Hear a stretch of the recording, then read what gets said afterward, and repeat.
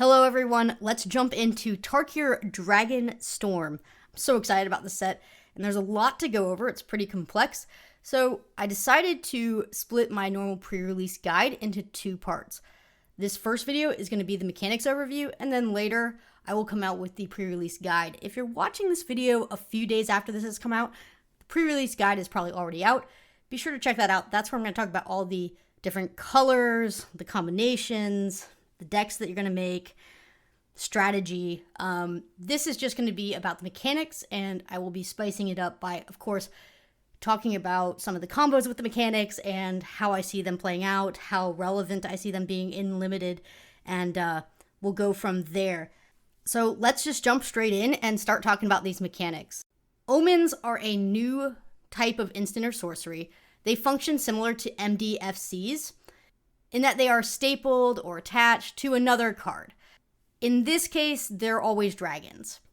Omens look really similar to adventure cards, but I want you to be careful, they aren't adventures. They don't go on an adventure, they don't go into exile after you cast the Omen.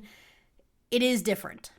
Anytime you cast one of these cards, you're going to choose which card you want to cast. So you're either going to cast the Omen side or the dragon side. You will pay the cost that's attached to that particular side that you choose. After you've chosen your side and you're casting the card and it goes on the stack, it only has the properties of the side that you chose. So if it's an instant, it's an instant on the stack. If you chose the dragon, it's a creature on the stack. The card is only a sorcery or instant when you are casting the Omen side. In all other zones, it will be a creature. It'll be the dragon. Very much like the front side of any MDFC. What makes Omens unique and different from adventures is that once an Omen resolves from the stack, they get shuffled back into your library for you to draw it again later. This is good and bad. I think mainly it's a good thing, but it can be a bad thing in that, you don't have the creature right away.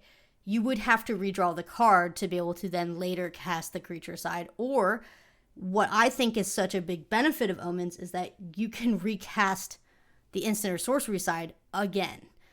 This becomes really relevant when you start looking at cards that draw you extra cards or cards that fetch cards, because what it essentially does is just repeatedly thins out your library until all you have left are to draw the sorcery and instant Omens and dragons. So it's a really good way to go through your deck and almost set your library so that you basically have your strongest spells. I think if you're playing Omens, you're absolutely wanting to have a lot of card draw in your deck and make it a priority to keep recasting the instant or sorcery Omen side. Leaving the dragon side only for when you're ready to apply the pressure and finish off your opponent. I think a really good example of this strategy is something like Roost Seek. So if you cast Roost Seek multiple times in a game, you're searching your library for a basic land card, revealing it, putting it in your hand, and then shuffling. So basically, you're casting the spell, you're exchanging it for a land, then you're shuffling the wildling back in, you have one less land that you can draw. Eventually, if you do this enough times, or if theoretically your whole deck was this card, you could have fewer lands in your deck, and you simply just fetch every single land every turn until you just start landing only 3/3 flyers. So it's one of these things where I think the repeatability of the Omen is quite nice when you compare it to an adventure. Similarly, I think, the power level of cards like Twin Maw Stormbrood with Charring Bite is extraordinarily high. Like, in theory, obviously in Limited, you're never going to have a deck where there's 23 Twin Maw Stormbroods in your deck and, 17 lands. But in theory, if you did, you would just cast Charring Bites every single turn, and sometimes multiple in a turn, until you eventually got over 6 mana, and then you might start dropping 5/4 flyers that gain you 5. So it's just one of these things where when you read it that way and you realize, oh, I can draw this removal spell, or I can draw this pump spell, or I can draw this board wipe, or I can refetch lands endlessly, you start to see how powerful an Omen can be. And honestly, you might only have 3 or 4 Omen cards in your deck in Limited, but just because there's fewer doesn't mean it's not as strong. It's just as strong. So think about the redraw of it as a really good thing. and it will get better the more you can thin out your library. So I really like the Omen cards, especially that help you thin out the library as you cast them. So those are Omens. I think they're going to be really strong. Obviously, attached to dragons really helps. But yeah, I look at it as a way to stuff extra sorceries and instants into your deck without having to put more cards in. And being able to redraw them is kind of overpowered if you build your deck correctly. Moving on to other key mechanics in the set, there are 5 new key mechanics that are associated with a specific clan, also known as a 3-color wedge. You do not need to be playing the specific 3-color combination to have these mechanics in your build. I think you can mix and match them. I think that they combine really well. You can play a 2-color build, you can play a 4-color build, 5. Either way, I think even though they're by design supposed to be associated with a specific clan, there is a lot of overlap and a lot of ways that you can cross synergize with them. So I want you to keep that in mind as we go through them. Starting with Endure. Endure is a keyword action followed by a number. You will choose to either put a 1/1 counter on the creature or create a spirit creature that's an XX, where X is the Endure number. If the creature that triggered Endure isn't on the battlefield as the ability resolves from the stack, you will simply just make the spirit token. Endure looks pretty strong. Obviously, I think going wide is usually better in this set, but there are quite a few cards that care about 1/1 counters and definitely give extra boosts and synergies to doing a 1/1 counter theme. The flexibility of Endure is what makes it so strong. So yeah, great ability. You don't need to be an Abzan to play it. It's going to be fantastic. Moving on to the next ability, we have Renew. Renew is an ability on a card that you can activate when the card is in the graveyard. All Renew abilities are at sorcery speed only. They all require you to exile the card from your graveyard as part of the cost to activate the ability. Renew is supposed to be the soul tie mechanic, but it can go into a lot of different builds. It's strong on its own. It's strong when you have synergies. You could definitely be playing some Renew cards in your Abzan build, or you could be playing some Abzan cards in your Renew build. It'll also pair well with Teamer and Harmonize. There's some payouts for cards leaving your graveyard that have already been spoiled. So just a very flexible, good ability with added value. Look out for Renew cards. I think they're going to do very well. Moving on to Mobilize. Mobilize is a trigger ability that triggers when a creature with the ability attacks. So it's an attack trigger.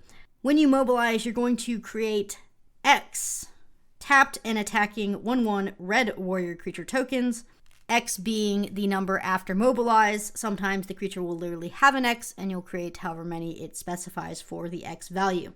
Just like any other attack trigger, once the attack has happened and the trigger goes to the stack, it does not matter what happens to the creature that was attacking, the trigger will still resolve. At the beginning of your next end step, you will sacrifice all of the Mobilize 1/1 Red Warrior tokens. This is specifically quite good in some of the synergies and builds that they have created already, that they have revealed. Even some of the commons like Salt Road Pack Beast look incredible in a Mobilize deck. Play this during your second main. You could be casting it for just 1 mana for a 4/3 that draws a card. Obviously, the downfall of Mobilize is that you have to be an aggressive deck, you have to be attacking. However, there's a lot of support for going wide, a lot of support for attacks, a lot of combat tricks. So I think Mobilize will do quite well in this set, and I'm loving how the uncommons and some of the support look for it. Moving on to Jeskai's Flurry.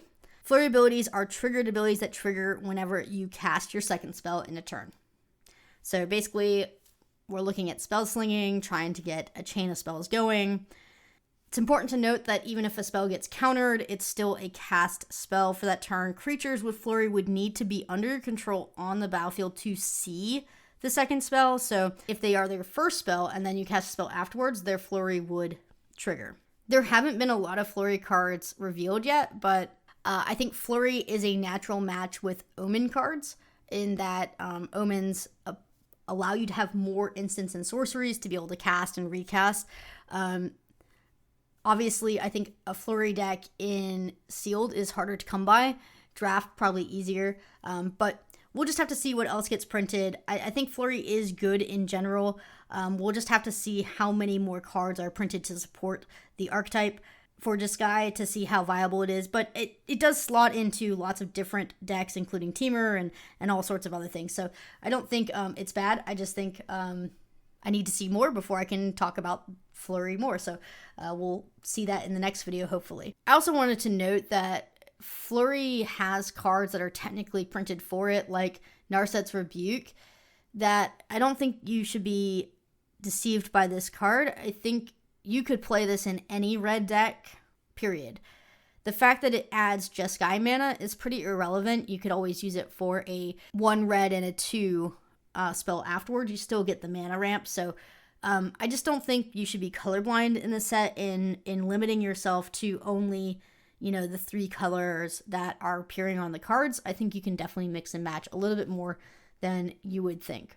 The last of the clan abilities would be the Teamer one, which is Harmonize. Harmonize is really straightforward. You may cast Harmonize cards from your graveyard for its Harmonize cost. You can also tap a single creature you control to reduce the casting cost by X, where X is the power of that creature. Then you exile the spell. Remember that the reduction of X only applies to generic mana costs. It's extra value on cards. I don't necessarily love the idea of tapping a large creature to reduce the cost of a spell from your grave. However, I think it can play well, and it is extra value technically. It also synergizes with all the cards that care about cards leaving your graveyard in a turn. It helps with spell slinging. It's extra value there. So Harmonize is probably going to be okay. I just think a lot of the Harmonize costs that I've seen so far seem expensive. So we'll see how that plays out. I don't necessarily like it as much as Endure, but we'll see. I mean, in a good spell slinging deck, Harmonize definitely has a place. Similar to the Jeskai Flurry ability, I'm looking to see more cards printed before I'm able to really talk about Harmonize. Not all the cards are revealed yet, so I assume there'll be more support printed for Harmonize, and I'm waiting to see it. Overall, I expect these new mechanics to be really fun to play with, and the interaction between the mechanics, I think, is where the fun is really going to happen. There are a few other smaller things being introduced in the set, like Behold a dragon, choose a dragon you control, or you reveal a dragon card from your hand. That's Beholding a Dragon. There's also Monocolor Hybrid Mana. If you've never seen these before, basically each individual circle represents a cost you can pay. So, for example, on Night Watch here, you can pay 4 and a blue to cast a spell, or you could pay black, green, and 2. You could pay black, blue, and 2. Most of the time, I expect these cards to be 4 mana total in most games. However, you can end up paying 3 if you're in a perfect color combination with a perfect draw. You could end up paying 6 if you're throwing it into a deck that you have none of these color mana sources for some reason. They're really flexible cards that will smooth over draft and sealed, so don't be blind about the colors that you see here. Like, even if you're only playing 2 of the colors, I still think it's a very good card for 4 mana. Most of the time, if you're playing only 1 of the colors on the card, 5 mana is a bit of a stretch. When we start getting into 6 mana for these costs, you'd have to be really desperate for the card, but it's still not completely unplayable. I just wouldn't recommend it. But obviously they're the best if you have the exact 3 colors listed on the card. But I just wanted to let you know that that's in there. Don't overlook them. They're very flexible cards. You don't have to be playing the exact color that they're in to be able to play them. That's it for the mechanic overview. Be sure to go check out the pre-release guide that I have, where I talk about the individual colors more, what they're doing, the strategies, the cards, the combos. More over there later. I just wanted to get the mechanics out of the way because they are pretty complex. There's a lot here, and obviously I don't think 3 minutes at the start of my pre-release guide was going to do the mechanics justice this time around. Hopefully this helped you start thinking about the set, the framework, how you want to start combining some of the abilities, and obviously there'll be more later. Also, please take a minute to consider hitting that like button for me. It helps this video be seen, it helps my channel grow. If you haven't subscribed to me, please consider it. And as always, if you have any questions, leave them in the comments. I'll answer them. I look forward to seeing you over at the pre-release guide. Till then, see ya.